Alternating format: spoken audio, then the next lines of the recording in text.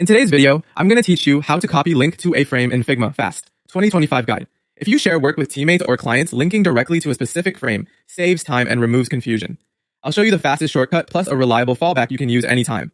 We're keeping this simple and clear so you can follow along in real time. First, make sure the frame you want is selected. You can click the frame directly on the canvas or click its name in the layers panel on the left. If you're working inside components or nested groups, it's easy to accidentally select a child element. A quick way to confirm is to glance at the layer name. Make sure it says frame, not rectangle, group, or instance. With the frame selected, use the keyboard shortcut. On a Mac, press Command+L. On Windows, press Control+L. The link to that exact frame is instantly copied to your clipboard. You'll see a small confirmation at the bottom of Figma that says link copied to clipboard.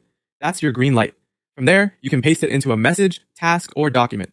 When someone opens it, Figma will load the file and zoom right to that frame. If the shortcut doesn't seem to respond, it usually means you're not on the frame layer itself, or you're inside a nested setup where the selection is tricky.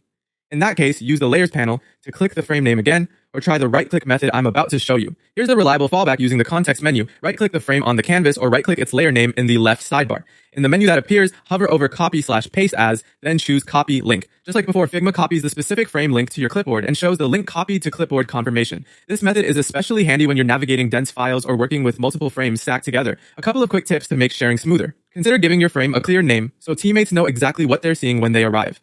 If someone says they can't open the link, it's usually a permissions issue on the file, not the link itself, so double check your share settings. And remember, both the shortcut and the right-click method work the same in the desktop app and the browser. That's it. Use the shortcut for speed and the context menu when selection gets finicky. Happy designing and enjoy faster, cleaner sharing in Figma.